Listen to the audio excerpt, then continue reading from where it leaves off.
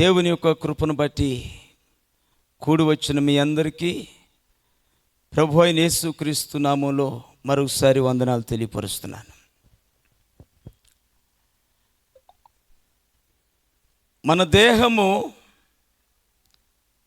దేవుని ఆలయముగా మేము మార్చుకున్నాము అన్నవారు ఒకసారి నాకు తెలియపరిస్తే మీ చేతులెత్తి నేను సంతోషిస్తాను. మా దేహమును దేవునికి ఆలయముగా మేము మార్చుకున్నాము అన్నవాళ్ళు దయచేసి కాస్త పెద్దగా ఎత్తితే నాకు కనిపిస్తుంది. దేవునికి స్తోత్రం. చాలామంది వాళ్ళ శరీరాలు దేవాలయంగా మార్చబడలేదేమో. గమనించండి, రాత్రి నీవు దేవునికి లోకానికి ఏమై ఉన్నావు అనే విషయాన్ని మనం తెలుసుకున్నాం. ఈ రాత్రి నీవు దేవునికి ఏమై ఉన్నావు? నిన్నటి దినాన నీవు లోకానికి ఏమై ఉన్నావు? వెలుగై ఉన్నావు అని దేవుడు చెప్పాడు. ఈ రాత్రి మనతో మాట్లాడుతున్నాడు. మనమంట దేవునికి ఏమై ఉన్నాము అని. అపోస్తలుడైన పౌలు భక్తుడు కొరింథీ సంఘానికి వ్రాస్తూ, కొరింథీలు వ్రాసిన మొదటి పత్రిక 3వ అధ్యాయము 16వ వాక్యంలో ఓ చక్కటి మాట మనం చూస్తాం. మీరు దేవుని ఆలయమై ఉన్నారనియు, మీరు దేవుని ఆలయమై ఉన్నారనియు, దేవుని ఆత్మ మీలో నివసించుచున్నాడనియు, మీరు ఎరుగరా. చాలు. ఓ కొరింథీయులారా, మీరు దేవుని ఆలయమై ఉన్నారని, మీలో దేవుని ఆత్మ నివసిస్తున్నాడని మీరు ఎరుగరా.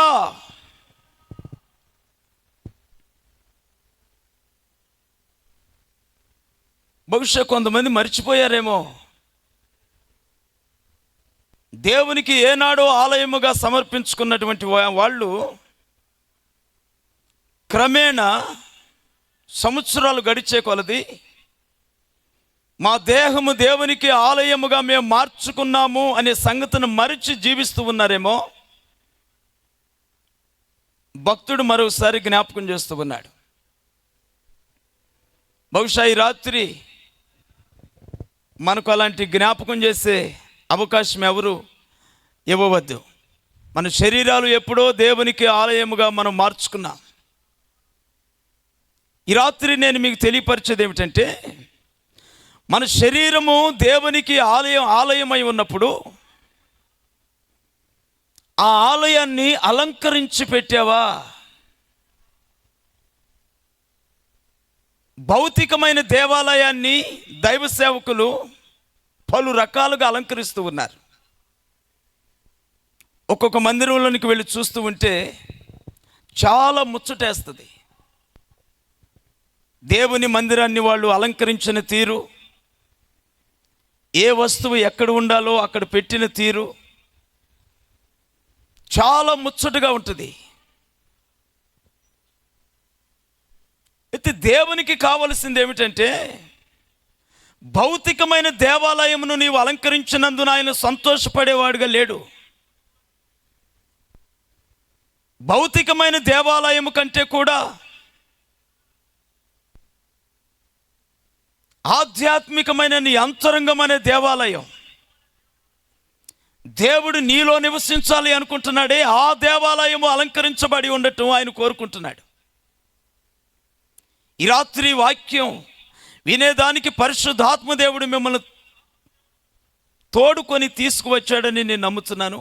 అందుకు ఆయన నామానికి మహిమ కలుగును గాక. ఆమేన్. దేవుని స్తోత్రం. సంతోషంగా ఉన్నవాళ్ళు దేవునికి స్తోత్రాలు చెబుదాం. మన చేతులెత్తి హల్లెలూయా, హల్లెలూయా, హల్లెలూయా.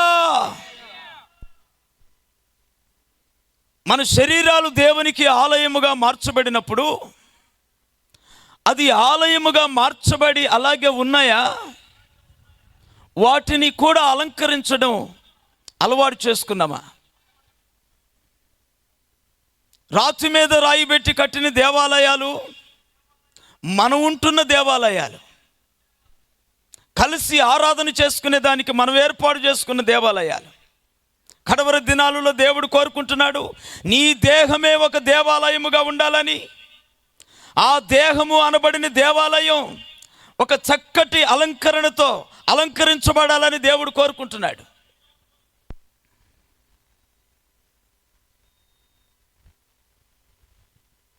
రాతి మందిరాలను, మనుషుల చేతులతో కట్టబడిన మందిరాన్ని మనమైతే అలంకరించుకోగలుగుతాం. అయితే దేవుడు కట్టుకున్నటువంటి మానవ దేహము అనే ఆలయాన్ని ఏ విధంగా అలంకరించుకోవాలి అనేది మనం తెలుసుకోవాలి. దేవుడు చాలా ఇష్టపడుతున్నాడండి. యెషయా గ్రంథము 60వ అధ్యాయము 13వ వాక్యములో ఆయన చెప్పకనే చెబుతున్నాడు ఒక మంచి సత్యాన్ని. యెషయా గ్రంథం 60:13 వాక్యం, నా పరిశుద్ధ ఆలయపు అలంకారము నిమిత్తమై, నా పరిశుద్ధ ఆలయము అలంకరణ నిమిత్తమై లెబానోను శ్రేష్టమైన దేవదారు వృక్షములను, సరళ వృక్షములను, గొంజి చెట్లను నీ యొద్దకు తేబడును. నేను నా పాదస్థలమును మహిమపరచెదను. దేవునికి స్తోత్రం. ఆ చోట మనం చూస్తున్నప్పుడు దేవుడు తన ఆలయమును అలంకరించుకోదలిచాడు. దేవుడు తాను నివసిస్తాను అని ఏ ఆలయమును కోరుకుంటున్నాడో ఆ ఆలయాన్ని అలంకరించాలని ఆయన ఇష్టపడుతున్నాడు, కోరుకున్నాడు. అయితే మనం అలంకరించినటువంటి అలంకరింపులు కావండి. మనం కలిసి ఆరాధన చేసుకునే దానికి మనం నిర్మించుకున్న దేవాలయములను మనం అలంకరించినట్లుగా కాదు, కానీ దేవుడు నివసించే ఆలయమును ఆయన పద్ధతిలో, ఆయన విధానములో అలంకరించుకోవాలని కోరుకుంటున్నాడు. ఏమిటయ్యా అలంకరణ అంటే, అక్కడ కొన్ని వృక్షముల పేర్లు వ్రాయబడి ఉన్నాయి యెషయా గ్రంథం 60లో. ఆ వృక్షములలో ఈ రాత్రి మన సమయానికి తగినట్లు, నిన్న 11 గంటలైంది, ఈరోజు 10:30 కల్లా మీరంతా మీ గృహాలకు వెళ్ళేటట్లుగా నేను ప్రయత్నం చేస్తాను. దేవుని స్తోత్రం, హల్లెలూయా. దేవుడు అలంకరించుకోవాలని కోరుకున్నటువంటి వృక్షములలో ఒక వృక్షము అయినటువంటి సరళ వృక్షమును గురించి నేను మీతో పంచుకోవాలని పరిశుద్ధాత్మ చేత ఈ పూట ప్రేరేపించబడ్డాను. ఈ సరళ వృక్షాన్ని దేవుడు తను నివసించే ఆలయమును అలంకరించుకోవాలని కోరుకున్నాడు. అదేమిటండి? మనం ఆరాధించుకునే మందిరాలలో చాలా అందమైన, సొగసైన, చూడముచ్చటైనటువంటి అనుభవాలతో మనం అలంకరించుకుంటున్నామే. దేవుడు నివసించే ఆలయము మన దేహం అంటున్నాడు. అయితే ఈ దేహాన్ని ఆయన వృక్షముల చేత అలంకరించుకుంటాడా? వృక్షము కంటే మానవ దేహం చిన్నది కదా, వృక్షము కంటే మానవుడు చిన్నవాడు కదా. ఈ దేహం అనే ఈ ఆలయంలో వృక్షము ఎలా అలంకరణగా అవుతుంది, ఎలా అలంకరించుకోవటానికి వీలు పడుతుంది? ఇవన్నీ మన అంతరంగాల్లో చెలరేగే ప్రశ్నలు, ఆలోచనలు, సందేహాలు. అప్రియమైన సహోదరి సహోదరులారా, దేవుడు వృక్షము అంటున్నాడంటే, సరళ వృక్షము అంటున్నాడంటే దాని గుణమును కోరుకుంటున్నాడు. దాని భౌతిక రూపాన్ని కానీ, దాని భౌతిక బలమును కానీ వాటిని కోరుకోకుండా సరళ వృక్షము యొక్క గుణమును దేవుడు కోరుకుంటున్నాడు. ఆ గుణము గనుక ఈ రోజున నీ శరీరానికి ఉంటే నువ్వు చక్కగా దేవుని చిత్త ప్రకారముగా అలంకరించబడిన వ్యక్తివి. దేవునికి స్తోత్రం, హల్లెలూయా. నేను కొన్ని సరళ వృక్షము యొక్క గుణాలు నేను మీతో పంచుకుంటాను. యెషయా గ్రంథం 41:20వ వాక్యములో సరళ వృక్షము యొక్క ఒక గుణమును మనం చూస్తూ ఉన్నాం. దేవుడు ఆ గుణమును కోరుకున్నాడు. ఆ గుణము చేత తను నివసించే మందిరాన్ని అలంకరించుకోవాలని కోరుకుంటున్నాడు. నేను అరణ్యములో దేవదారు వృక్షమును తుమ్మ చెట్లను గొంజి చెట్లను తైల వృక్షమును ఆ, నాటించెదను. ఆ. అడవిలో తమాల వృక్షములను సరళ వృక్షములను నేరేడు వృక్షములను నాటెదను. సరళ వృక్షములను నేను నాటెదను. ఎక్కడ నాటుతున్నాను అంటున్నాడండి? ఎక్కడ నాటుతాడంట? అరణ్యములో నాటుతాడంట. సరళ వృక్షముతో కొన్ని వృక్షాలు కూడా నాటి పెట్టాడు. ఈ రాత్రి మన అంశముకు తగినట్లుగా ఒక సరళ వృక్షమును గురించి మాత్రమే మనం ధ్యానం చేసుకుందాం. సరళ వృక్షమును దేవుడు అరణ్యములో నాటి పెట్టాడంట. అరణ్యములో నాటబడినటువంటి అనుభవం కలిగిన ఈ సరళ వృక్షము చేత తన దేవాలయమును అలంకరించుకుంటాడంట దేవుడు. దేవునికి సరళ వృక్షం మీద ఎందుకు ప్రేమ కలిగింది? ఆయన దేవాలయమును అలంకరించుకునే దానికి సరళ వృక్షమును ఎందుకు కోరుకున్నాడు? దాని ఆకారము నచ్చిందా? దాని సువాసన నచ్చిందా? దాని విస్తారము నచ్చిందా? దాని హైటు వెయిట్ నచ్చిందా? దాని గుణము నచ్చిందా?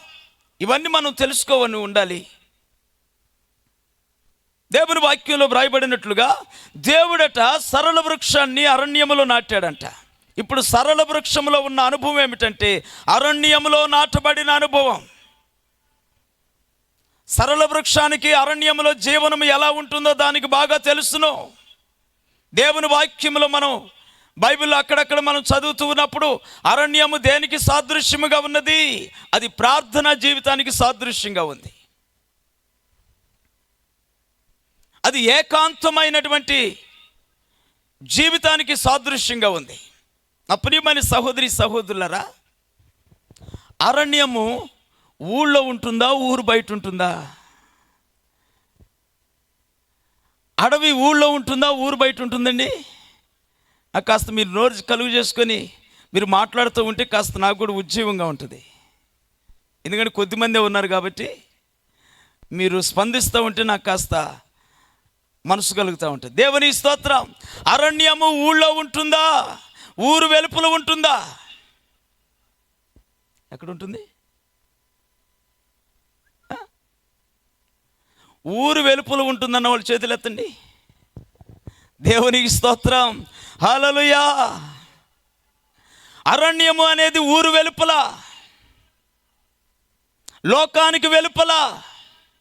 సరళ వృక్షానికి ఉన్నటువంటి గుణం ఏమిటి అంటే అది లోకానికి వేరు చేయబడిన గుణము.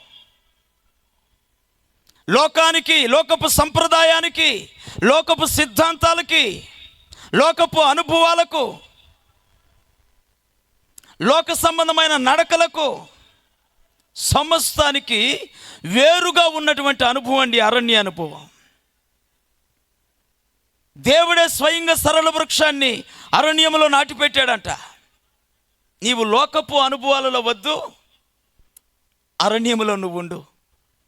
కారణం, నా మందిర అలంకరణ కొరకు నేను నిన్ను కోరుకున్నాను. దేవునికి స్తోత్రం.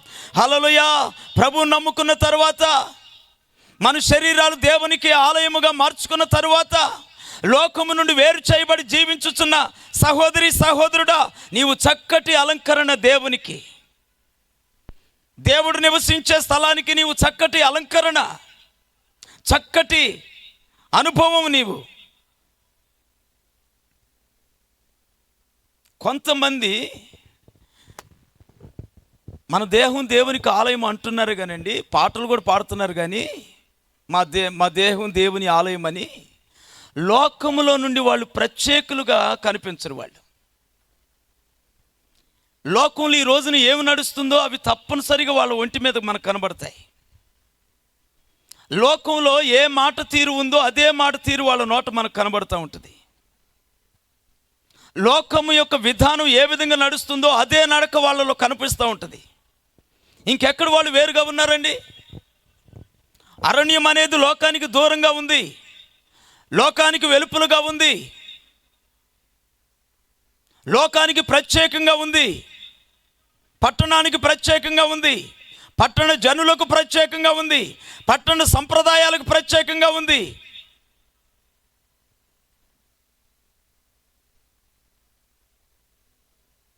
లోకానికి ప్రత్యేకంగా ఉంది కాబట్టి దానిని ప్రభు అంటాడు, నా మందిరాన్ని అలంకరించుకునే దానికి నేను కోరుకున్నాను. దేవునికి స్తోత్రం, హల్లెలూయా. మన వ్యక్తిగత జీవితాల్లో లోకపు పద్ధతులు ఏ విధంగా నడుస్తున్నాయో ఆ విధంగా మనం నడవాలి అనుకోవటం మనం దేవుని దుఃఖపరుస్తున్నామండి. లోకస్తులు ఎలా వస్త్రాలు వేసుకుంటున్నారు, లోకస్తులు ఏ విధంగా సంపాదించుకుంటున్నారు, లోకస్తులు ఏ విధంగా ఎదుగుతున్నారు, లోకస్తులు ఏ విధంగా ఉంటున్నారు, లోకస్తులు ఏ విధంగా అభివృద్ధి చెందుతున్నారు అని నీ ఆత్మీయ జీవితంలో వారిని మాదిరిగా పెట్టుకొని వారి వలె నీవు ఉండేదానికి ఎప్పుడు ప్రయత్నం ప్రారంభిస్తున్నావో నీవు దేవుని అలంకరణ నుండి వేరు చేయబడుతున్నావు అనేది వాస్తవం.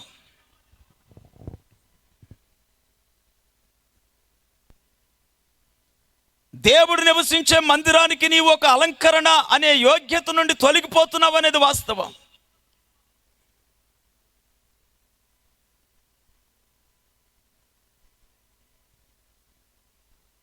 క్రైస్తవుడు లోకానికి వేరుగా జీవించాలండి. క్రైస్తవుడు లోకానికి వేరైన సంస్కారం కలిగి ఉండాలి. క్రైస్తవుడు లోకానికి వేరు చేయబడిన వ్యక్తిగా ఉండాలి.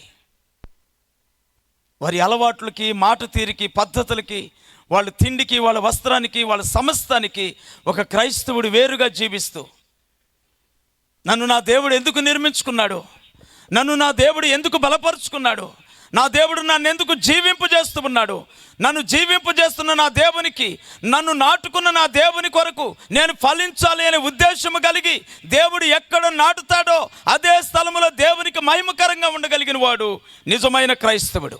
నిజమైన క్రైస్తవుడు.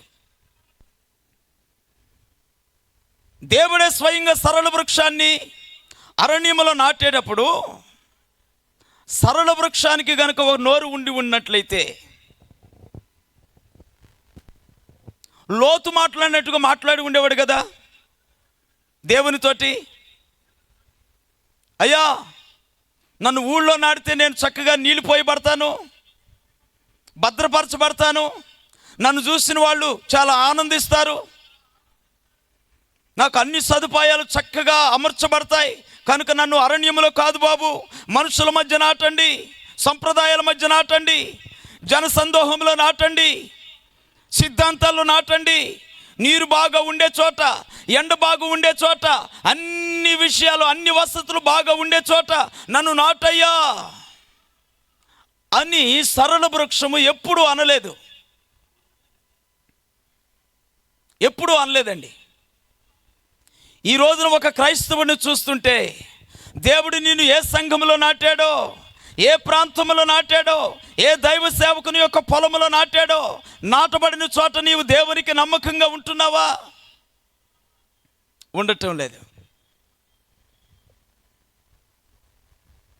వీళ్ళకి ఎక్కడ సదుపాయంగా ఉంటే, ఎక్కడ అనుకూలంగా ఉంటే, ఎక్కడ మర్యాదలు బాగు జరుగుతుంటే, ఎక్కడ సన్మానాలు జరుగుతుంటే, ఎక్కడ శాలువాలు కప్పుతుంటే ఆ సంఘాన్ని వెతుక్కొని పరుగులెత్తే క్రైస్తవులుగా ఉన్నారు. కానీ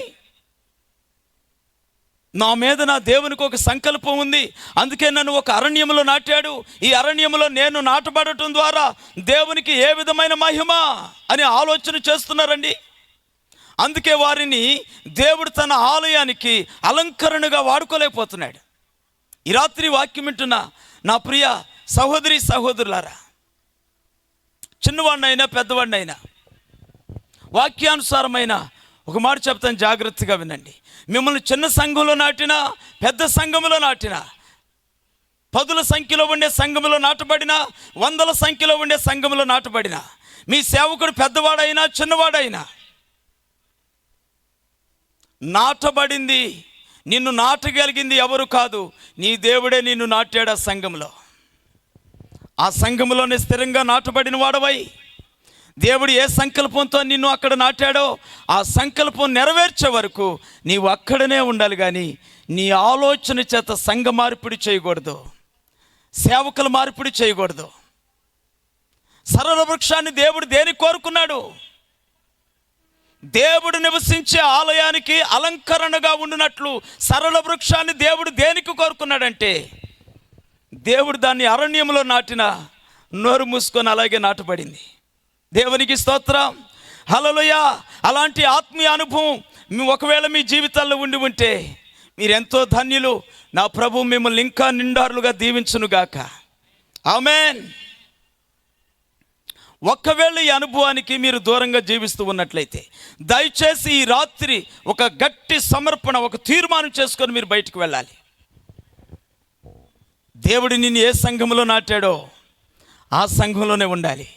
ఆ సంఘంలో అవమానాలు కలిగిన, నిందలు వచ్చినా, ఇబ్బందులు కలుగుతున్నా, సేవకుని ద్వారా మీకు ఇబ్బందులు కలిగిన, విశ్వాసుల ద్వారా ఇబ్బంది కలుగుతూ ఉన్నా, సేవకుని వైపు, విశ్వాసుల వైపు మీరు చూసేవారు కాకుండా మిమ్మలను ఆ చోట నాటిన దేవుని వైపు చూస్తూ తగిన కాలం వరకు మీరు ఎదురు చూస్తూ ఉండాలని సరళ వృక్షం ఈ రాత్రి సంఘాన్ని హెచ్చరిస్తున్నటువంటి నగ్న సత్యం. అందుకనే దేవుడు దాన్ని కోరుకున్నాడు. లోతు వలె మారు మాట్లాడలేదండి. దేవుని దూతలు దిగివచ్చి, లోతు, ఈ పట్టణం నశించేదానికి దేవుడు సిద్ధపరిచాడు, నీ ఉన్నంత వరకు మేమేం చేయలేం, దయచేసి నువ్వు వెంటనే వెలుపలకు రావాలి, ఇదిగో పలానా స్థలానికి వెళ్ళాలని దేవుడే చెప్పాడు, పద అని దేవదూతలు అంటుంటే ఇతను అంటాడు, మీరు చెప్పే చోటుకి నేను రానయ్యా, ఒకవేళ మధ్యలో చచ్చిపోతానేమో, నాకు సమీపంగా కనబడుతుంది, ఆ ప్రాంతానికి వెళ్తాను. దేవుడు చెప్పిన మార్గంలో నడవకుండా, దేవుడు వెళ్ళమన్న వైపు వెళ్లకుండా తన సొంత ఆలోచన చేసిన ప్రాంతానికి వెళ్ళుట ద్వారా భార్యను పోగొట్టుకున్నాడు, బిడ్డలను పాడు చేసుకోగలిగాడు.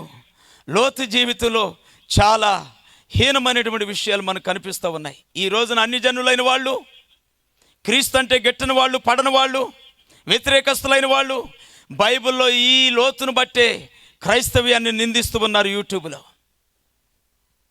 ఈ రాత్రి వాక్యాన్ని వింటున్నా నా ప్రియ సహోదరి సహోదరులారా, ఒక దైవ సేవకునిగా నేను మనవి చేస్తూ ఉన్నాను.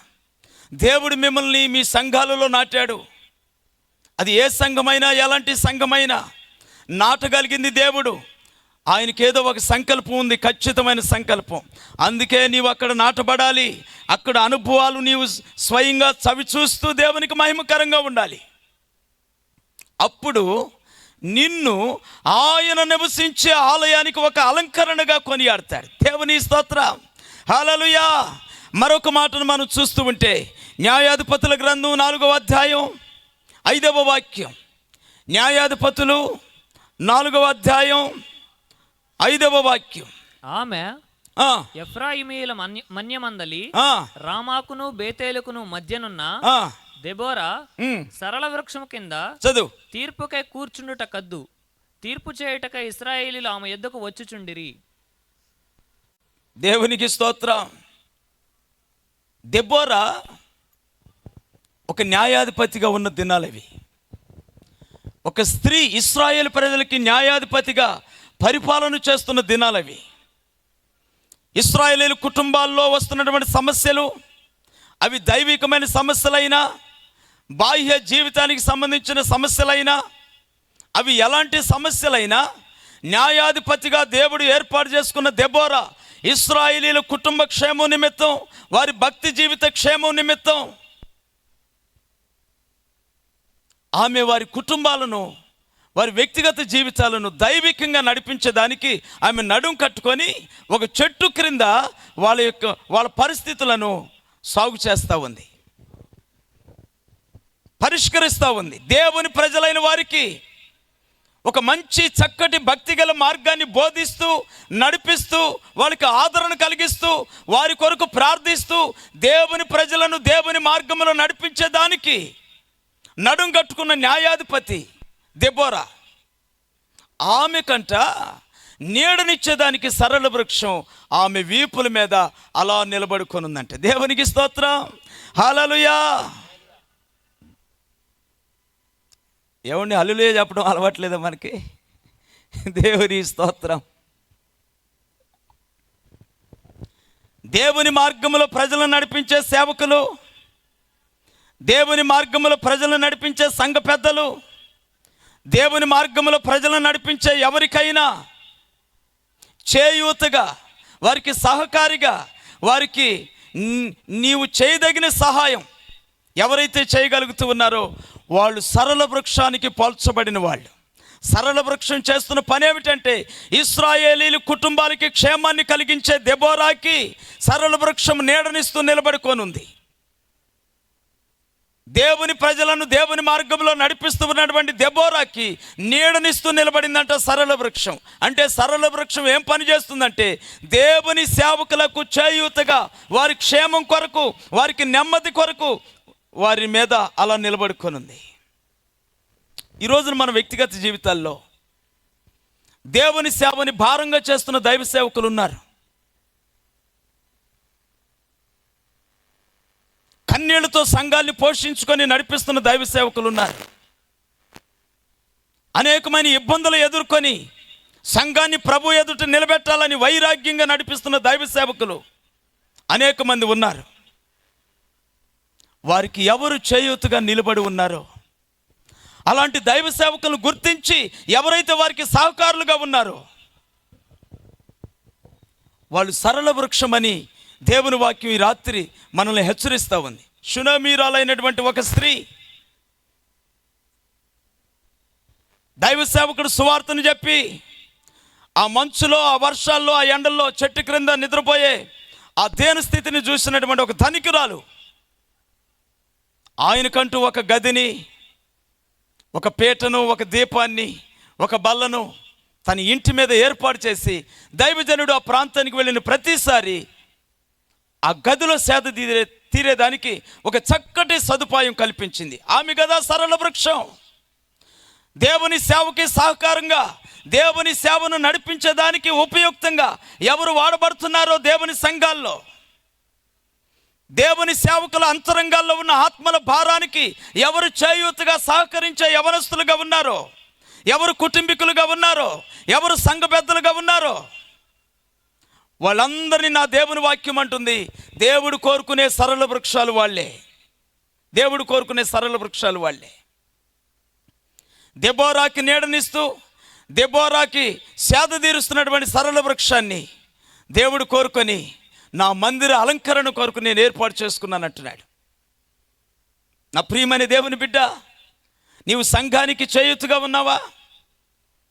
నీ సేవకుని గుండెల్లో ఉన్నటువంటి ఆత్మల మంటకి నీవు సహకారిగా ఉన్నావా? లేదంటే వారి గుండెలో మరొక మంటగా మారుతూ ఉన్నారా? దైవ సేవకులకు ఉన్నటువంటి ఆత్మల భారము నిమిత్తమైన కన్నీళ్ళకి తోడుగా మీ నిమిత్తమైన కన్నీళ్లు కూడా పెట్టారా వాళ్ళకి? ఎవరు వాడుకుంటాడండి దేవుని ఆలయంలో? దేవుని ఆలయం, దేవుడు నివసించే ఆలయానికి ఒక చక్కటి అలంకరణ ఎవరు?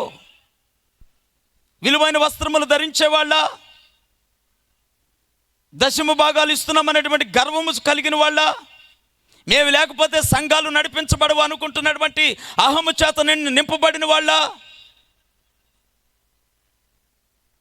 మేము లేకపోతే పాస్టర్ గారు సేవ చేయలేడండి, మేము లేకపోతే సంఘం నడవదండి, మేము లేకపోతే అసలు భక్తి జీవితంలో విధానమే లేదండి అని చెప్పుకుంటున్న వాళ్ళు చాలామంది ఉన్నారు. ఈ రాత్రి అలాంటి వాళ్ళు మీ మధ్య ఏమైనా ఉండి ఉంటే నా దేవుని వాక్యం మీతోనూ సూటిగా మాట్లాడుతుంది. ఆ మనస్సును, ఆ బుద్ధిని, ఆ గుణాన్ని విడిచిపెట్టి దెబోరా తల మీద నీడగా నిలబడినటువంటి సరళ వృక్షము వలె దైవ సేవకులకు, దైవ సేవకురాండ్రకు, భారం కలిగిన దైవ సేవకులకి, సంఘాలకు చేయూతగా ఎవరైతే నిలిచి ఉన్నారో వాళ్ళు సరళ వృక్షమును పోల్చబడిన వాళ్ళు. అలాంటి వ్యక్తులనే నా దేవుడు నివసించే ఆలయానికి వారిని ఒక అలంకరణగా స్వీకరించబోతున్నాడు. దేవునికి స్తోత్రం, హల్లెలూయా. ఈ మాట మీద నమ్మకం ఉంటే దేవునికి స్తోత్రాలు చెప్పండి. మంచిది. మరొక మాటకు వెళ్ళిపోదాం. కీర్తన 104వ కీర్తన 17వ వాక్యం మనం చూస్తూ ఉన్నప్పుడు 104వ కీర్తన 17వ వాక్యం, అచ్చట ఆ పక్షులు తమ గూళ్ళు కట్టుకొనును, అచ్చట పక్షులు తమ గూళ్ళు కట్టుకొనును, అచ్చట ఆ సరళ వృక్షముల పైన ఆ కొంగలు నివాసము చేయుచున్నవి. దేవునికి స్తోత్రం. ఇక్కడ మనం చూస్తూ ఉన్నాం, సరళ వృక్షం మీదంట ఆకాశ పక్షులు గూళ్ళు కట్టుకొని నివసిస్తున్నాయంట. అంటే ఈ సరళ వృక్షం ఏం చేస్తుందో తెలుసునా? ఆకాశ పక్షులను తన కొమ్మల మీద భరిస్తూ ఉందండి. ఈ వృక్షం భరిస్తూ ఉంది.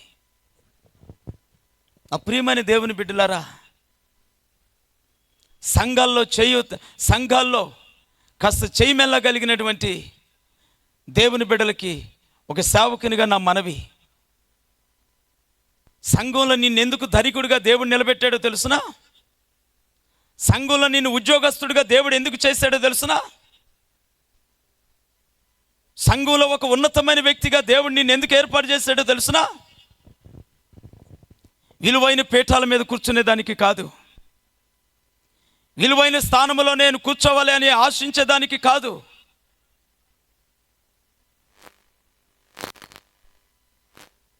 అనేక మందిని నువ్వు భరించేదానికి ప్రభు నిన్ను ధనికునిగా చేశాడు. అనేక మందిని భరించేదానికి. కొర్నేలి అనే ఒక ధనవంతుడు ఉన్నాడండి. కొర్నేలి అని అతను ధనం కలిగిన వాడు.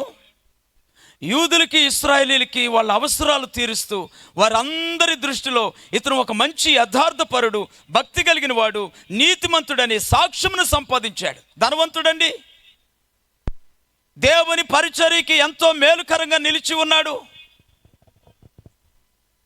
అతను ఆత్మీయ జీవితంలో కొదువేందో దేవుడు చూసి కొదువును కూడా తీర్చి తన సొత్తుగా చేసుకున్నాడు. ఈ రోజున సంఘాల్లో ధనవంతులుగా, సంఘాల్లో చేయమెల్లగలిగిన వారిగా దేవుడు నిన్ను ఎందుకు ఏర్పాటు చేశాడు అంటే, ఆ సంఘములో అనేక మంది బిడ్డలు తిన్నట్లు లేనట్లు అనేక పరిస్థితుల్లో నలిగిపోతూ దేవుని మార్గములో నడుస్తూ నీతిగా నిలబడుతూ కొన్ని అలవాట్లు మానుకొని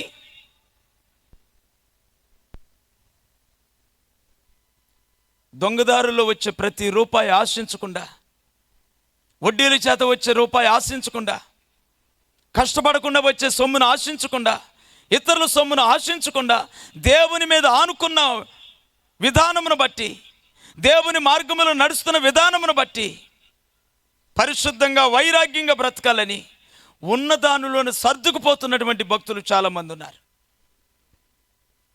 ఇలాంటి పక్షులను సరళ వృక్షం మోయగలిగేదిగా ఉండాలంట. దేవునికి స్తోత్రం, హల్లెలూయా. సరళ వృక్షం ఏం చేస్తుంది? సరళ వృక్షం యొక్క గుణ అలవాట్లు ఏమిటి? సరళ వృక్షములో ఉన్నటువంటి మనసు ఏమిటి అంటే, ఆకాశ పక్షులను తన మీద మోయగలుగుతూ ఉంది.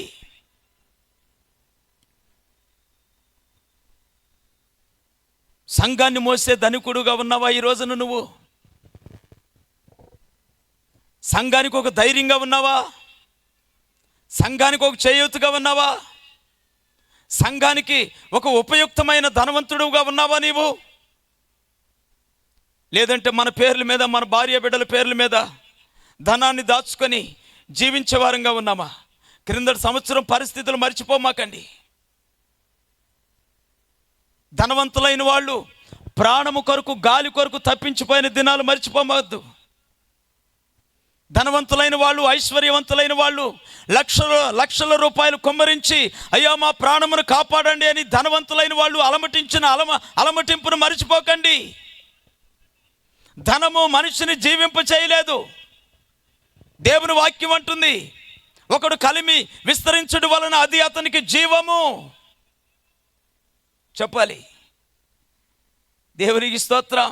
ఒకనికి కలిమి విస్తరించడం వలన అది అతనికి జీవము మాత్రము కాదు, జీవానికి ఉపయోగపడని ధనము నీవు ఏ బ్యాంకులో దాచుకుంటే నీకు మేలు కలుగుతుంది, ఎవరి పేరు మీద పెడితే నీకు మేలు కలుగుతుంది. నీ భార్య పేరు మీద లక్షలు ఉంటే నీ భార్యకి మేలు కలుగుతుందని కలలు కంటున్నారు ఆ ప్రజలు ఈ రోజున. వారి బిడ్డల పేర్ల మీద ధనము ధాన్యమును దాచిపెడితే, వెండి బంగారాలు దాచిపెడితే అవి వారిని రక్షిస్తాయని కలలు కంటున్నారు ఆ ప్రజలు. అలా కలలు కంటున్నారనే కదా దేవుడు ఒక తెగులు పంపించింది. వెండి బంగారాల మీద ఆధారపడుతున్న మానవుడు, లక్షల మీద ఆధారపడుతున్న మానవుడు, జ్ఞానం మీద ఆధారపడుతున్న మానవుడు, తన స్థితి స్తోమతల మీద ఆధారపడుతున్న మానవుడు దేవుని తట్టు తిరగాలనే కదా మనిషి కలిగి ఉన్న ప్రతి బలం మీద దెబ్బ కొట్టింది. ఇప్పటికి కూడా తెలుసుకోకుండా ధనాన్ని మన సొంత అపేక్ష కోసం, మన సొంత వ్యక్తుల కోసం మనం దాన్ని దాచుకుంటూ, నీ కళ్ళ ముందు దైవ సేవకుడు తపన, నీ కళ్ళ ముందు నశిస్తున్న ఒక పేద కుటుంబం, నీ కళ్ళ ముందు ఒక సంఘంలో ఒక విశ్వాసి అలమటిస్తున్న అలమటింపు నీవు కళ్ళతో చూస్తే అలాగే జీవిస్తూ ఉన్నట్లయితే నీవు నా దేవుడు నివసించే మందిరానికి ఏమాత్రము అలంకరణ కావు, ఏమాత్రం అలంకరణ కావు. ఈ రాత్రి మనం ఆరాధిస్తున్న దేవుడు గొప్పవాడండి. ఆయన ఉండే స్థలానికి అలంకరణగా ఎవరిని వాడుకుంటున్నాడో తెలుసునా? భారభరితమైన వ్యక్తిని ఒక అలంకరణగా తీసుకున్నాడు. మన సంఘాలలో ఎవరు సంఘ బాధ్యతలు భుజాన వేసుకొని భరిస్తూ ఉన్నారో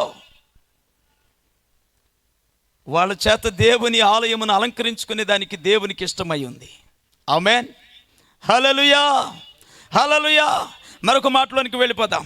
సరళ వృక్షము యొక్క 4వ లక్షణాన్ని మనం చూద్దాం. యెషయా గ్రంథం 37వ అధ్యాయం 24వ వాక్యం. యెషయా గ్రంథం 37:24. నీ దూతల చేత యెహోవాను తిరస్కరించి నీవిలాగు పలికితివి, నా రథముల సముదాయముతో నేను పర్వత శిఖరముల మీదకి లెబానోను పార్శ్వముల మీదకి ఎక్కి ఉన్నాను. ఎత్తుగల దాని దేవదారు వృక్షములను, శ్రేష్టమైన సరళ వృక్షములను నరికివేసి ఉన్నాను. దేవునికి స్తోత్రం. హిజ్కియా రాజుగా పరిపాలిస్తున్న దినాల్లో సన్హెరీబు అనేటువంటి ఒక బలవంతుడు, ఒక దుష్టుడు తన సైన్య బలము చేత చిన్న రాజ్యమని హిజ్కియా రాజ్యం మీద దాడి చేసినప్పుడు అతను వాడుతున్న పదాలండి అవి. దేవుని ప్రజల మీద దాడి చేస్తున్నప్పుడు అతను బలాన్ని చూసుకొని, జ్ఞానమును చూసుకొని, సైన్య బలమును చూసుకొని వాడుతున్న ఒక మాట, నేను సరళ వృక్షములను నరికివేసి తిని.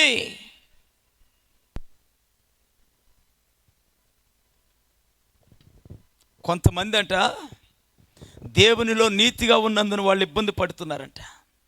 కొంతమంది యథార్థంగా ఉన్నందుకు అవస్థలు పడుతున్నారంట. కొంతమంది దేవుని కొరకు వైరాగ్యంగా జీవించడం ద్వారా అనేక మంది చేత హింసించబడుతున్నారంట, నరికివేయబడుతున్నారంట, తుంచివేయబడుతున్నారంట. నిజమే, సంఘాలలో భక్తి కాకుండా, ప్రార్థన జీవితం లేకుండా, భక్తి లేకుండా కేవలం ధనం మాత్రం కలిగి ఉంటే కొంతమంది అలాంటి వారినే గౌరవించేవారిగా ఉంటున్నారు. కొంతమంది అలాంటి వారికే ఒత్తాసు పలికే వారిగా ఉంటున్నారు. నా ప్రియమైన దేవుని బిడ్డ, ఈ రాత్రి దేవుని వాక్యాన్ని వింటున్న మనం వాక్యానుసారంగా పెద్ద మనసుతో ఒకసారి ఆలోచించేద్దాం. వైరాగ్యంగా ఉన్న ఈ సరళ వృక్షం, దైవ సేవకులకి నీడనిచ్చే ఈ సరళ వృక్షం, దేవుడు కోరుకున్నటువంటి సరళ వృక్షం నేను నరికి వేసి తిని అంటున్నాడు సాతానుడు గాడు. సన్హెరీబు స్థానములో సాతానుడు గాడిని మనం ఆలోచించేద్దాం. హిజ్కియా మీదకి, దేవుని బిడ్డల మీదకి దాడి చేయడానికి వచ్చిన సన్హెరీబు, వాడి స్థానములు ఈ రోజున సాతానుడు ఉన్నాడు. సాతానుడికి ఎవరి మీద కన్నుంది? దేవుని సేవకు ఉపయోగపడే సరళ వృక్షాల మీద కన్నుంది. సాతానుడి ఉద్దేశం ఎవరి మీద పనిచేస్తుంది? దేవుని సేవకు ఉపయోగపడే అనేక మంది మీద వాడు కనిపెట్టి ఉన్నాడు. వాళ్ళను పడగొడితే సేవ పతనం అవుతుందని. ఇలాంటి వాళ్ళని వాడు నేర్పుతో, వాడు కూర్పుతో ఏదైనా చేస్తాడు. అలా చేసినప్పుడు నరికివేయబడిందంట సరళ వృక్షం, నరికివేయబడింది. ఒక మాటలో నేను చెప్పాలంటే, నీతిగా ఉన్నందున, భారభరితంగా ఉన్నందున, సేవకునికి సంఘానికి చేయూతగా ఉన్నందున, దేవుడు కోరుకునే స్థాయిలో, స్థానంలో నీవు ఉన్నందున కొంతమంది చేత నువ్వు తీసివేయబడవచ్చు, కొంతమంది చేత నువ్వు పక్కకి నెట్టివేయబడవచ్చు. కానీ ఆశలలో కానీ, వైరాగ్యములో కానీ, భక్తిలో కానీ, నీతిలో కానీ నీవు చనిపోయే వ్యక్తివి కాకూడదు. చనిపోయే వ్యక్తివి కాకూడదు. ఎవరో శాలువా కప్పలేదని నువ్వు సంఘాన్ని మానుకుంటున్నావా? సేవకుడు నన్ను గౌరవించలేదని నువ్వు సంఘాన్ని మానుకుంటున్నావా? సంఘంలో నా పేరు ప్రఖ్యాతులు ఎవరు చెప్పడం లేదనే ఉద్దేశంతో నువ్వు సంఘాన్ని మానుకుంటున్నావా? సరళ వృక్షం తీరు అది కాదండి. నరకబడినా కూడా సరళ వృక్షం మరలా దాని స్థాయిలో, దాని స్థానంలో మరలా మరొక చిగురు వేస్తుంది. అది హోషేయ గ్రంథం చూద్దాం మనం, 14వ అధ్యాయం, హోషేయ గ్రంథం 14, 8వ వాక్యం మనం చూస్తూ ఉన్నప్పుడు త్వరగా. ఎఫ్రాయిము బొమ్మలతో నాకిక నిమిత్తమేమి? నేనే ఆలకించుచున్నాను, నేనే ఎఫ్రాయిమును గూర్చి విచారణ చేయుచున్నాను. నేను చిగురు పెట్టు సరళ వృక్షము వంటి వాడను. దేవునికి స్తోత్రం. నేను చిగురు పెట్టు సరళ వృక్షము వంటి వాడను. సరళ వృక్షానికి ఉన్న గుణలక్షణం ఏమిటండి? నరికి వేయబడినది చిగురు పెడుతుందంట, తుంచి వేయబడిన చిగురు పెడుతుందంట. సేవకుడు ఒకవేళ నిన్ను గద్దిస్తున్నప్పుడు, సేవకుడు ఒకవేళ నిన్ను మందలిస్తున్నప్పుడు, నీవు సరళ వృక్షము స్థాయిలో ఉన్న విశ్వాసమైతే ఆ తృణీకారానికి, ఆ నిందకి, ఆ అవమానానికి నీవు చచ్చిపోయిన చెట్టు వలె ఉండవండి.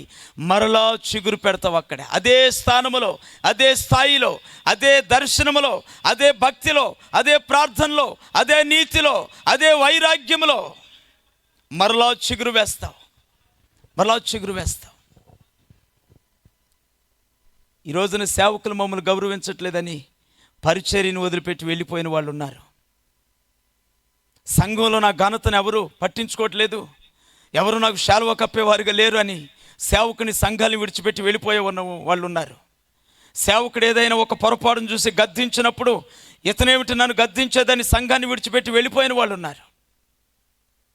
ఇలాంటి వాళ్ళు కాదండి దేవుడు నివసించే ఆలయానికి అలంకరణ.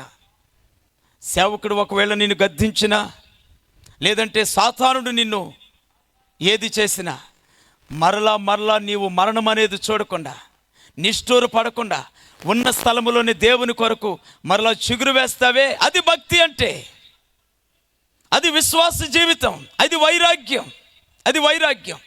అపవాది తన ఉద్దేశము చేత విశ్వాసమును నిన్ను తుంచివేసిన, నీ భక్తిని తుంచిన, నీ జీవితం మీద అనేకమైన సమస్యలు తీసుకొచ్చి పెట్టిన, ప్రభు కొరకు మరలా చిగురు వేసి, మరలా చిగురు వేసే మనసు కావాలి సంఘానికి. రోజున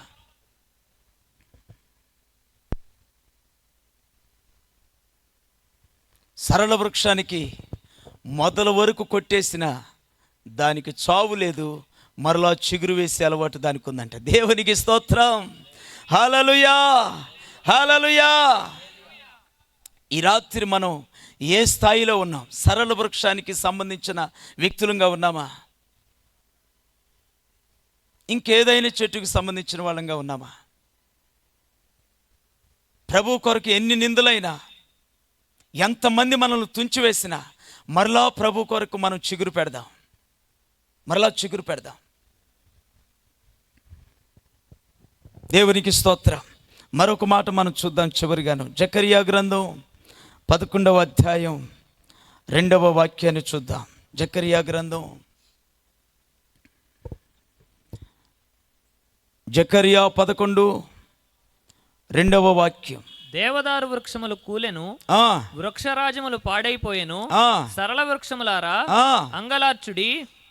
వినండి వినండి వినండి, మళ్ళీ చదువు నాన్న. దేవదారు వృక్షములు కూలెను, దేవదారు వృక్షములు కూలిపోయెను, వృక్షరాజములు పాడైపోయెను. వృక్షరాజ్యములు పాడైపోయెను. సరళ వృక్షములారా, సరళ వృక్షములారా అంగలార్చుడి, అంగలార్చుడి. గమనించండి, దేవదారు వృక్షము ఏమైపోయింది చెప్పాలి? దేవదారు వృక్షము కూలిపోయెను.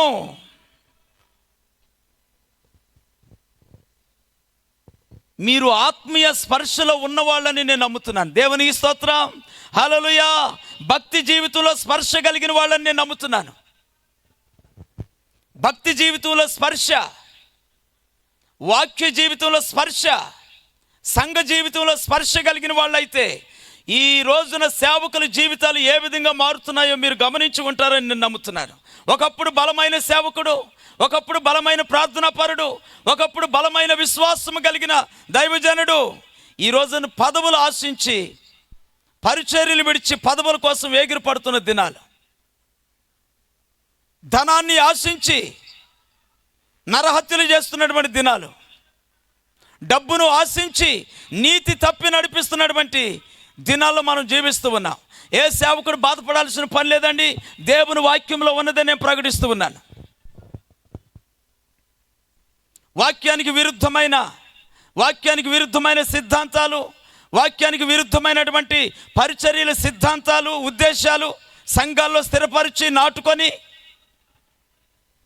ధనం రాబెట్టుకునేదానికి, మనుషులను రాబెట్టుకునేదానికి, రాజకీయ నాయకులతో పొత్తు పెట్టుకొని వారి సహాయంతో సంఘాన్ని పెంచుకోవాలని, వారి సహాయంతో మందిరాలు కట్టుకోవాలని, వారి సహాయంతో మేము పలుకుబడి కలిగిన సేవకులుగా, పేరుగాంచిన సేవకులుగా ఉండాలని, దేవుని సహాయమును కాకుండా రాజకీయ నాయకుల సహాయమును కోరుకున్నటువంటి వృక్షరాజ్యములు ఉన్నాయని దేవుని యొక్క వాక్యం చెబుతుంది. వృక్షరాజ్యములు. దేవదారు వృక్షం అండి పర్వతం మీద మొలుస్తుంది. అది లెబానోను పర్వతం మీద దేవదారు వృక్షం, కొండ బండల మీద నిలబడే మహాబలమైన వృక్షం. బండనుగా క్రీస్తు అనబడిన అనుభవం మీద, క్రీస్తు మీద ఒకప్పుడు బలంగా నిలబడిన దైవ సేవకుడు కూలిపోయెను అని బైబిల్ చెబుతుంది. ఆ తర్వాత ఏ వృక్షం రెండవది చదవాలా? వృక్షరాజ్యములు. ఏమిటండి వృక్షరాజ్యములు? పాస్టర్స్ యూనియన్, దైవ సేవకుల కమిటీలు, దైవ సేవకుల యొక్క కూటమి. ఒక పట్టణంలో కానీ, ఒక గ్రామంలో కానీ దైవ సేవకుల యొక్క ఐక్యత. వృక్షరాజ్యములు కూలిపోయెను. పదవులకి, ఒక పేరుగాంచిన స్థానానికి కట్టుబడిపోయిన దైవ సేవకులు బలమైన వృక్షాలండి కూలిపోయినని బైబిల్ చెబుతుంది. ఎక్కడ కూలిపోయారు వాళ్ళు? ఏ విషయంలో కూలిపోయారు? పదవుల కోసం కూలిపోయారు. ఏ విధంగా కూలిపోయారు? స్థాన విలువల కోసం కూలిపోయారు. దేనికోసం కూలిపోయారు? శాలువ కప్పించుకునే దానికి కూలిపోయారు. దేనికోసం కూలిపోయారు?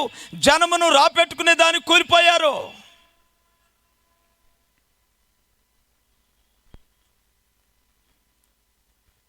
దేవదారు వృక్షాలు కూలిపోయినాయి అంట, వృక్ష రాజ్యములు కూలిపోయినాయి అంట. అయితే ఇలా కూలిపోయిన సేవకులు, కూలిపోయినటువంటి సేవకుల యొక్క కూటమి కొరకు ప్రార్థన చేయమని దేవుడు ఏ వృక్షానికి చెబుతున్నాడు తెలుసునా? ఏ వృక్షానికి చెబుతున్నాడండి? సరళ వృక్షాన్ని చెబుతున్నాడు. దేవునికి స్తోత్రం, హల్లెలూయా. సరళ వృక్షం అంటే దేవుని కొరకు కూలిపోయేది కాదు, ధనము కొరకు కూలిపోయేది కాదు, మనుషుల మంది కొరకు కూలిపోయేది కాదు, ఘన విలువల కొరకు కూలిపోయేది కాదు.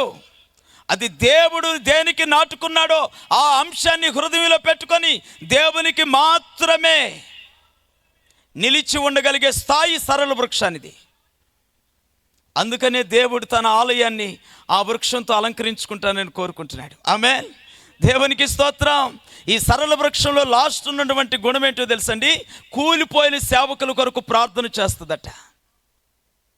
కూలిపోయిన వృక్ష రాజ్యముల కొరకు ప్రార్థన చేస్తుందట. కూలిపోయిన దైవ సేవకుల కూటమి కొరకు ప్రార్థన చేస్తుందట. ఈ రోజున నా ప్రియ దేవుని బిడ్డ, నీవు సేవకుని కొరకు ప్రార్థన చేసే విశ్వాసమేనా?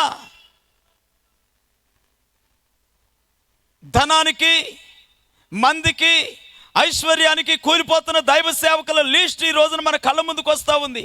యూట్యూబ్లో మనం చూస్తూ ఉన్నాం. వారిని చూసి మనం చెప్పుకుంటమేనా వారి కొరకు ప్రార్థన చేసే సరళ వృక్షము వలె ఉన్నావా నీవు? నీ కళ్ళ ముందు ఒక దైవ సేవకుడు బలహీనపడుతుంటే ఆ దైవ సేవకుని గురించి మీటింగ్స్ పెడుతున్నావా? ఆ దైవ సేవకుని గురించి కాకి వలె ఉత్తరాన్ని చేరేస్తున్నావా? లేదంటే భారభరితంగా దైవ సేవకుడు కూలిపోయాడయ్యా, నీ సేవ ఆగిపోతుందయ్యా, నీ సేవ పాడైపోతుందయ్యా, దైవ సేవకుని బలపరచయ్యా అని ప్రార్థన చేయగలిగిన సరళ వృక్షము వలె ఉన్నావా? ఏ వృక్షం ఈ రాత్రి, ఈ రెండవ రాత్రి గ్రౌండ్లో ఉన్న మనలో ఎవరు ఏ వృక్షాలుగా ఉన్నారు? కూలిపోయే దేవదారు వృక్షం వలె ఉన్నావా? కూలిపోయే వృక్ష రాజ్యము వలె ఉన్నావా? కూలిపోయిన వాటి కోసం ప్రార్థన చేయగలిగిన సరళ వృక్షము వలె ఉన్నావా? ఈరోజునండి ఒక సంఘం ఒక సంఘస్థుల గురించి చెప్పుకునే దినాలు, ఒక సేవకుడు గురించి చెప్పుకుంటున్న దినాలు, ఒక కుటుంబం మరొక కుటుంబం గురించి చెప్పుకుంటున్న దినాలు. ఇలా చెప్పుకోవటం వల్ల ప్రయోజనం ఏమిటి? నడిపిస్తున్న మోషేని గురించి తోడబుట్టిన వాళ్ళిద్దరు మాట్లాడుకుంటుంటేనే దేవుడు సహించలేదే.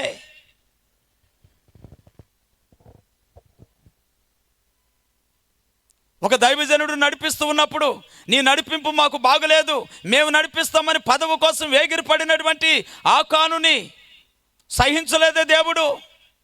ఆకానేనా?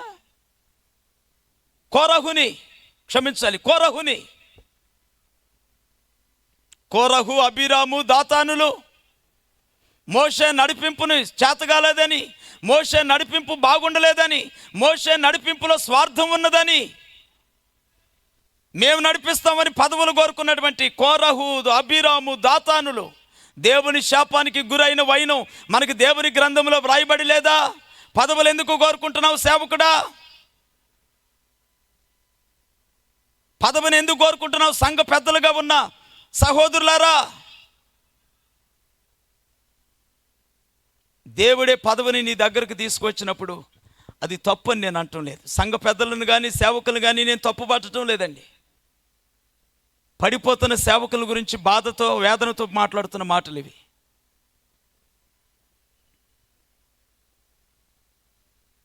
ఈ రోజున పడిపోయిన సేవకుల క్రింద ఎంతమంది విశ్వాసులు ఉన్నారో తెలుసునా? వేల లక్షల సంఖ్యలో ఉన్నారు. పడిపోయిన సేవకుడు పడిపోయిన విధానంలో కదా వాళ్ళని నడిపించేది.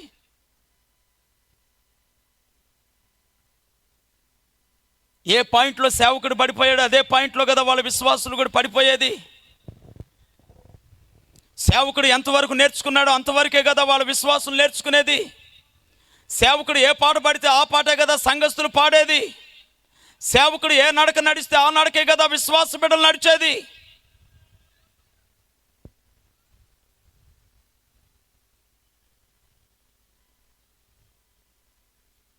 దేవునికి సేవకుని కంటే ముందు విశ్వాసులు ప్రాముఖ్యమండి.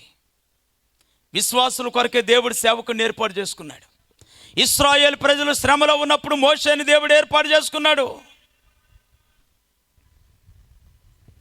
ఇశ్రాయేలీల నిమిత్తమై యుద్ధము చేసేదానికే యెహోషువను దేవుడు ఏర్పాటు చేసుకున్నాడు. ప్రజల క్షేమం కొరకే దెబోరాను ఏర్పాటు చేసుకున్నాడు దేవుడు.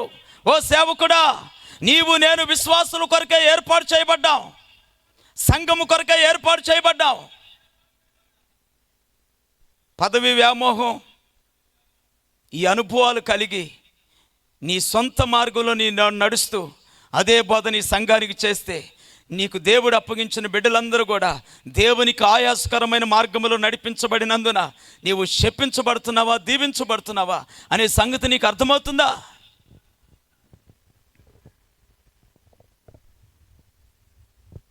సేవకులు పడిపోతున్నారు. ఈరోజు నేను వారిని ఒక టార్గెట్గా చేసుకొని నేను ప్రకటించడం అనే ధోరణిలో మీరు ఆలోచించేమాకండి. ఒక సేవకుడు పడిపోతే ఆ సేవకుని క్రింద ఎంతమంది బిడ్డలు సాతాను చేతికి దొరుకుతున్నారండి. ఎంతమంది విశ్వాసులు అపవాది నోటికి బలైపోతున్నారండి.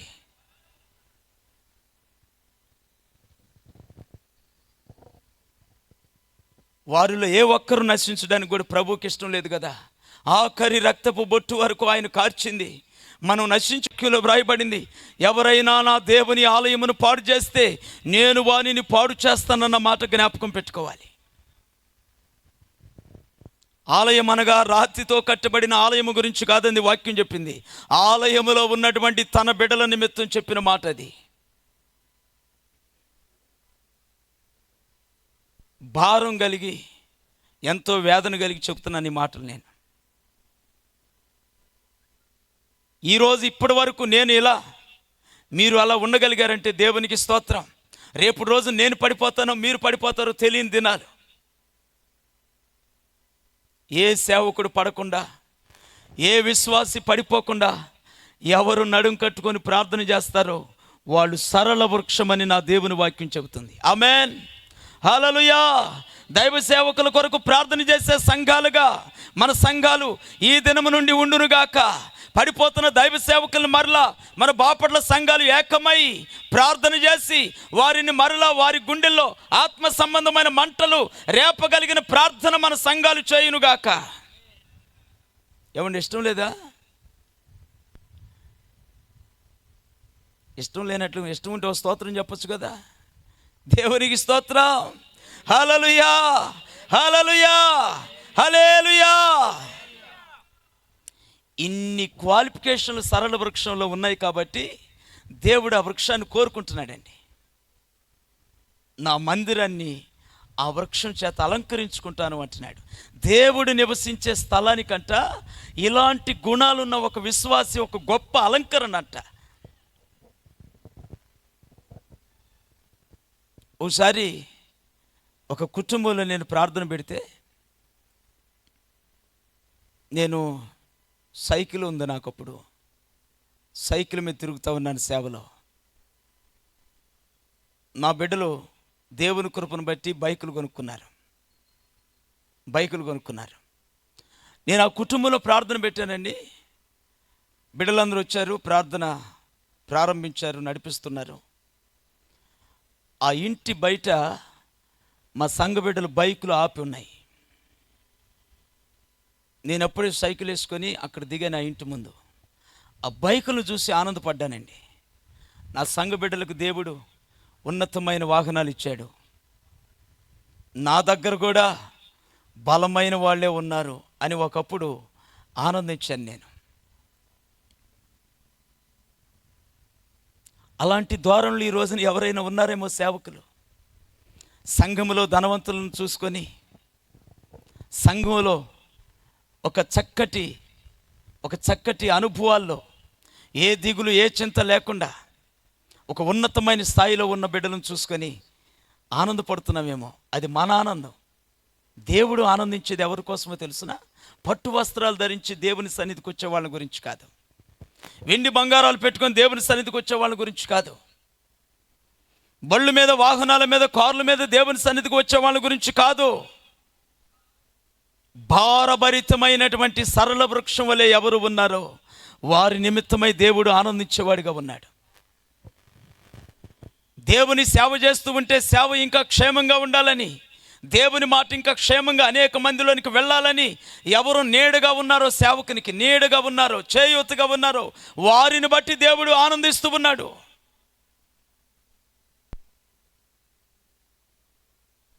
కనుక రాత్రి ఆఖరి మాటలుగా నేను చెబుతున్నాను.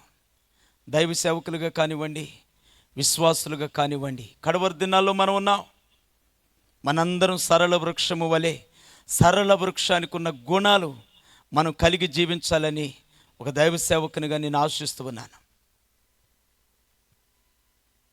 మీకు కూడా అదే ఆశ ఉన్నట్లయితే మరి ఆఖరి ప్రార్థన చేసుకుందాం. అందరం లేచి నిలబడదాం.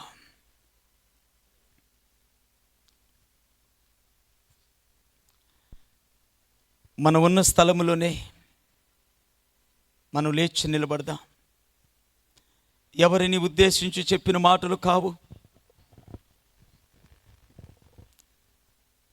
ఒకవైపు సంఘాల్లోనికి సిద్ధాంతాలు వస్తూ ఉన్నాయి, ఆచారాలు వస్తూ ఉన్నాయి. మరోవైపు దైవ సేవకులు పడిపోతున్నారు పదవుల కొరకు, ధనము కొరకు. క్రీస్తు యేసు రక్తమిచ్చి సంపాదించిన సంఘం, ఆ సంఘ వ్యవస్థ దెబ్బతినిపోతూ ఉంది. అన్యజనులైన వాళ్ళు సంఘాన్ని దూషిస్తూ ఉన్నారు. దేవుని సువార్త బయటికి వెళ్లకుండా ఆపుదలగా వాళ్ళు నిలబడుతూ ఉన్నారు.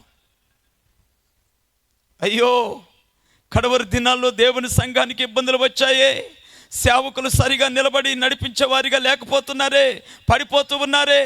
సంఘ విశ్వాసులు బలహీనపడుతున్నారే. దేవుని సేవ ఆగిపోతుంది. దేవుని మాట అన్ని జనులు అపార్థం చేసుకుంటున్నారే. దేవుని సంకల్పం ముందుకు నడవటం లేదే. ఇలాంటి అవసరాలలో దేవునికి అవసరమైన వ్యక్తులు ఎవరు? దేవుడు ఎలాంటి వారిని కోరుకుంటున్నాడు? వెండి బంగారములు ఉన్న వారిని కాదు, అవును, ధన ధాన్యములు ఉన్న వారిని కాదు, మాటగారులు కాదు, జ్ఞానవంతులు కాదు, సరళ వృక్షం వంటి వాళ్ళను దేవుడు కోరుకుంటున్నాడు. సరళ వృక్షము వలె దేవుని సేవకునికి, దేవుని సంఘానికి నీడగా నిలిచే బిడ్డలను కోరుకుంటున్నాడు దేవుడు. అవసరమైతే దేవుని నిమిత్తమై, నీతి నిమిత్తమై కొట్టివేయబడటానికైనా వెనకాడనటువంటి సరళ వృక్షము వంటి ధైర్యము కలిగిన బిడ్డలను దేవుడు కోరుకుంటున్నాడు. నేను కొట్టివేయబడ్డాను, నేను తృణీకరించబడ్డాను, నా సేవకుడు నన్ను తృణీకరించాడు, నా సంఘంలో కొంతమంది నన్ను ద్వేషించారు, దూషించారు, కాబట్టి నేను ఇక మీదట ఆ సంఘానికి వెళ్ళకూడదు, ఆ సేవకుని దగ్గరికి వెళ్ళకూడదు, అసలు నేను భక్తినే కలిగి ఉండకూడదు అనుకుంటున్న ధోరణిలో ఉన్న నా ప్రియ దేవుని బిడ్డ, ఆ ధోరణి విడిచిపెట్టి సరళ వృక్షం వలె ఎక్కడ తృణీకరించబడ్డావో, ఎక్కడ కొట్టివేయబడ్డావో అదే చోట నా ప్రభు కొరకు నువ్వు చిగురులు వేయగలిగితే నీవే కదా దేవుని ఆలయానికి ఒక అలంకరణ, దేవుని సంఘానికి ఒక అలంకరణ. కొద్ది నిమిషాలు ఆయన సన్నిధిలో కొద్ది నిమిషాలు ఎవరు మౌనంగా ఉండకండి. దయచేసి భారము కలిగిన వారమై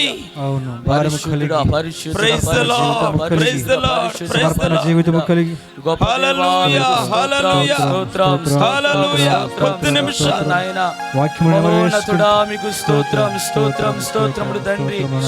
ఆలయముగా మమ్మల్ని మార్చుకున్నవాడా మీకు స్తోత్రములు నాయన. నీ దేవాలయముగా మమ్మల్ని కలుగుతున్నవాడా మీకు స్తోత్రాలు తండ్రి. సరళ వృక్షము వలె నాయన మమ్మల్ని అలంకరిస్తున్నందుకు మీకు స్తోత్రం. బట్టి మీకు వందనాలు తండ్రి.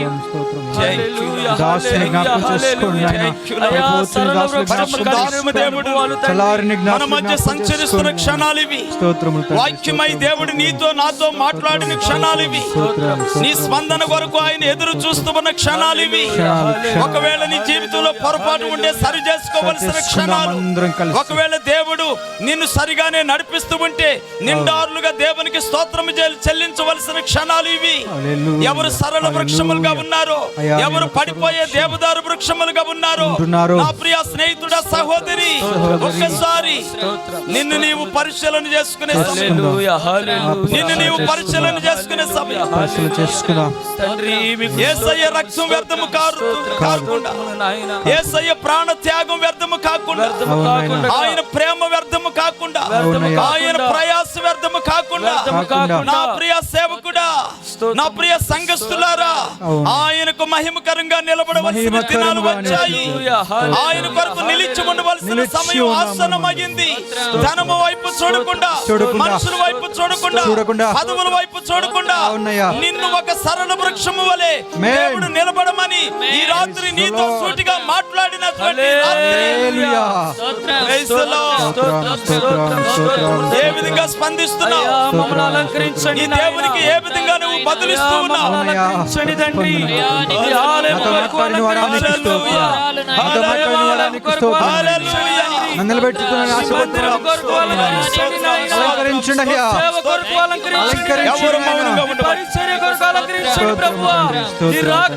అలంకరించండి తండ్రి. సరళ వృక్షము వలె తండ్రి మందిరములో మమ్మల్ని అలంకరింపచేయండి నాయన, మమ్మల్ని అలంకరింపచేయండి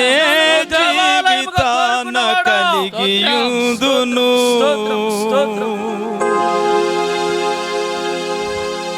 యేసుతో సాగరాన సాగిపోదును.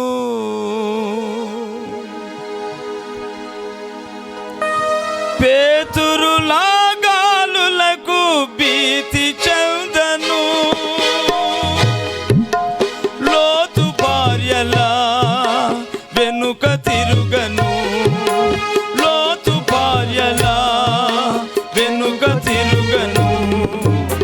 యేసునే జీవితాన కలిగియుందును, యేసుతో సాగరాన సాగి. అందరూ కలిసి పాడుకుందాం ఈ పాటని.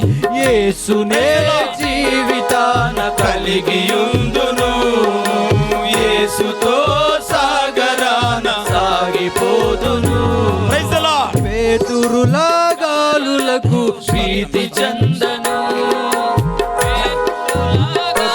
కొద్ది నిమిషాలు ఆయన సన్నిధిలో కొద్ది నిమిషాలు ఒక ఆలోచన పూర్వకంగా వెనుక తిరుగను లోతు భార్యల వెనుక తిరుగను, యేసునే జీవితాన కలిగియుందును, యేసుతో సాగరాన సాగిపోదును.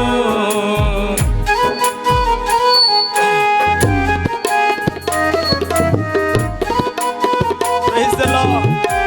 ఒక ఆలోచన, ఒక తీర్మానం చేసుకుందాం. నా ప్రియ దేవుని జనమా, దేవుని సంఘమా, ఒక ఆలోచన చేసుకుందాం. స్తోత్రం.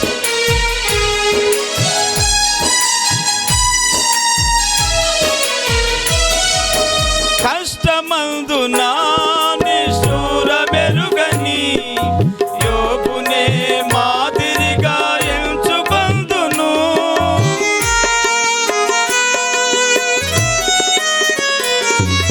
కష్టమందున నిష్ఠూర మెరుగని యోబునే మాదిరిగా ఎంచుకొందును. ప్రార్థింతును నేను నిరీక్షింతును, ప్రార్థింతును నేను నిరీక్షింతును, నిదానించి నిందలను జయించెదను, నిదానించి నిందలను జయించెదను. యేసునే జీవితాన కలిగియుందును, యేసుతో సాగరాన సాగిపోదును. స్తోత్ర. Praise the lord. ఒక తీర్మానం చేసుకుందాం. ఒక తీర్మానం చేసుకుందాం. సరళ వృక్షము వంటి అనుభవాలు నాకు కలిగించునాయినా,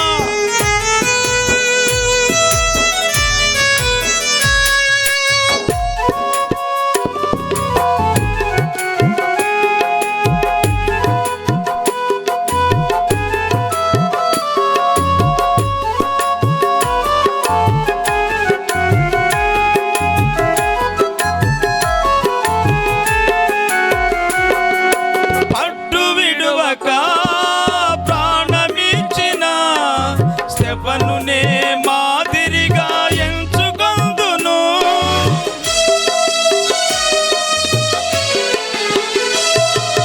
పట్టు విడువక ప్రాణమిచ్చిన స్తెఫనునే మాదిరిగా ఎంచుకొందును.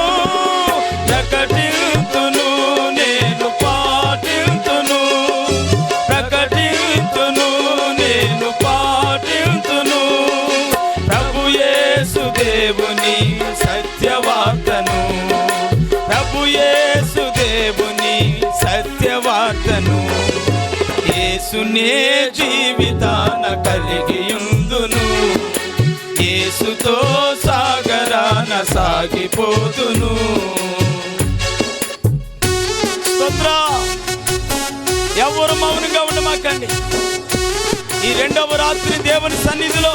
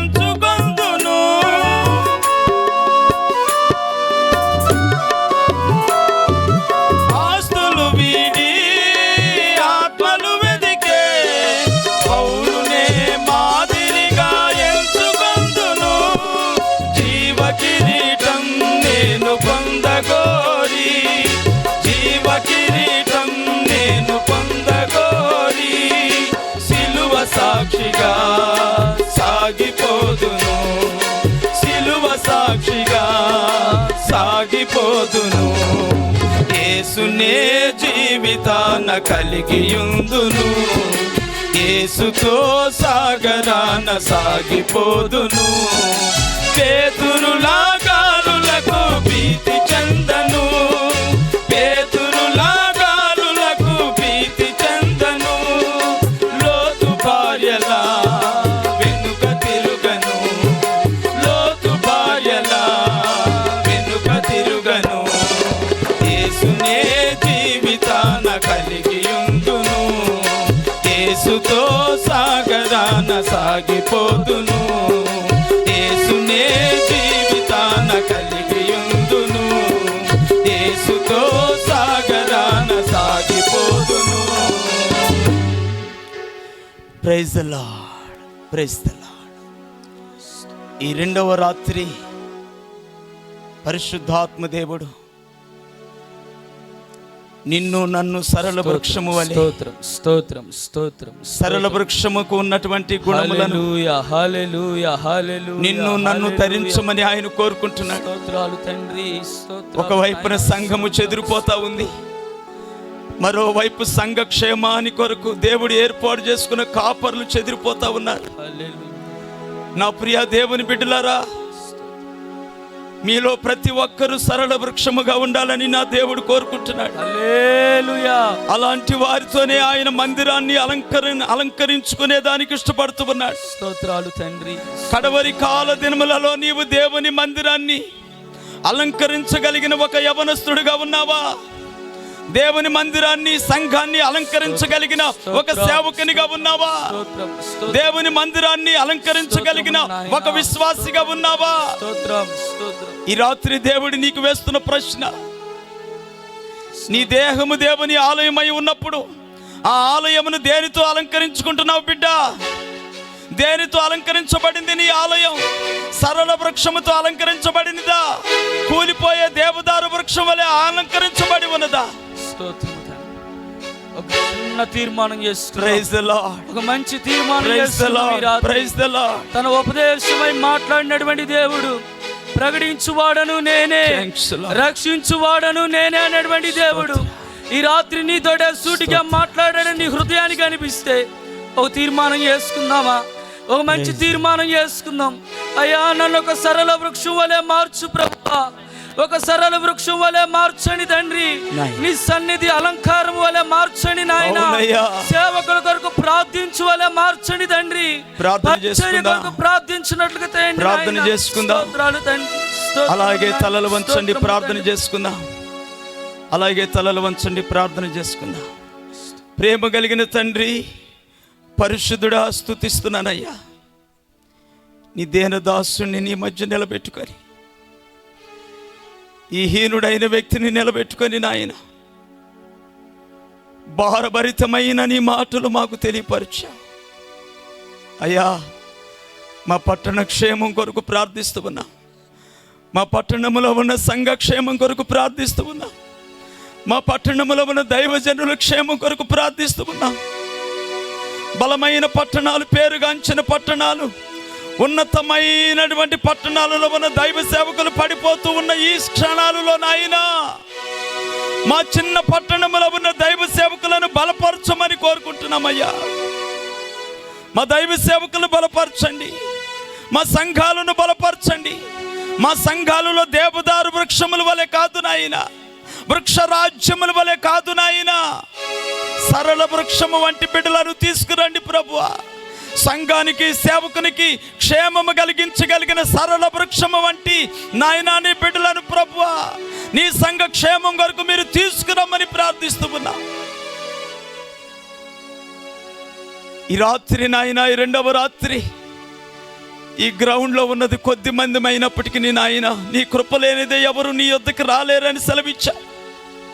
ఈ కొద్ది మందికి నీ కృప నుంచి నడిపించినందుకు స్తోత్రము చెల్లిస్తూ ఉన్నా అయ్యా. నీ బిడ్డల మీద నీ కృప నుంచి నడిపించుకున్నావు, సరళ వృక్షం వలె ఉండమని కోరుకున్నావు. నీ బిడ్డలు ఏ విధంగా స్పందించారో నాకైతే తెలియదు, కానీ నాకు తెలియవలసిన అవసరం లేదు నాయన. చెప్పమన్న వాటిని నీ బిడ్డలకు తెలియపరిచాను. వారి స్పందన విని ఉన్న దేవుడు కాబట్టి, వారి అంతరంగము చూస్తున్న దేవుడు కాబట్టి, ఈ రాత్రి ఒక సరళ వృక్షము వలె నీ బిడ్డలు తిరిగి వారి సంఘానికి, గృహానికి వెళుతున్నారని యేసయ్యా నేను నమ్ముచున్నాను నాయన. నీ బిడ్డలను ఈ దినము నుండి ఒక మంచి సరళ వృక్షం వలె మీరు అభిషేకిస్తున్నందుకు నీకు స్తోత్రములు చెల్లిస్తున్నాను. పరలోకపు తండ్రి, నీ బలమైన అభిషేకం నీ బిడ్డల మీదకి తీసుకురండి నాయన. సంఘానికి, కుటుంబానికి, అయ్యా సమాజానికి నీ బిడ్డలు ఒక మంచి భార భరితము కలిగిన సరళ వృక్షము వలె అభిషేకించబడుదురుగాక. బలపరచండి. నీ కృపా దీవెనతో ఈ రాత్రి నీ బిడ్డలను నడిపించు నాయన. తిరిగి నీ చిత్తమైతే రేపు ఒక్కరోజు నాయన మంచి వాతావరణం మీరు మాకు దయచేయండి. రేపు విత్తబోయే నీ మాటల కొరకు నీ బిడ్డలైన వారిని మీరు తీసుకొని రండి. విస్తారమైన జనమును మేమైతే అడగటం లేదు కానీ నాయన, ఏ వ్యక్తికి మాట అవసరమో, ఏ విశ్వాసకి మాట అవసరమో నాయన, అట్టి బిడ్డలను మీరు తీసుకొని రమ్మని అయ్యా ఈ 2 దినాలు జరిగించిన నీ కార్యమును బట్టి నీకు స్తోత్రాలు. మరొక రాత్రికి నీ కృప మాకు తోడుగా ఉంచమని, వెళుతున్న నీ బిడ్డలకి నీ ప్రశస్తమైన సన్నిధి దూతను తోడుగా నడిపించమని యేసయ్య నామములో ప్రార్థించి అడిగి వేడుకొనుచున్నాను తండ్రి. ఆమేన్, ఆమేన్, ఆమేన్. మన తండ్రి అయిన దేవుని ప్రేమ, కుమారుడైన యేసయ్య కృప, పరిశుద్ధాత్మ దేవుని అన్యోన్య సహవాసము ఈ రాత్రి గ్రౌండ్లో ఉన్న నీ బిడ్డలందరికీ తోడై ఉండునుగాక. ఆమేన్. హల్లెలూయా. అందరికీ వందనాలు. దయచేసి గమనించండి, రేపు ఆఖరి రాత్రి సాధ్యమైతే మీ వద్ద నుండి ఎవరికి వాక్యం అవసరమని మీకు అనిపిస్తుందో వారిని తోడుకొని తీసుకురండి. కడవరి దినాల్లో ఒక విశ్వాసి చేయవలసిన పనేది. నశించు వారిని మన దేవుడు వెతికి మనల్ని రక్షించుకున్నాడు. ఈరోజు నీవు కూడా వారిని వెతికి దేవుని సన్నిధికి నడిపించాలి. ఈ బాపట్ల పట్టణంలో ఒకానొక దినాన 2004 సంవత్సరం, ఒక్క నిమిషం, 2004వ సంవత్సరంలో ఒక యవనస్తుడు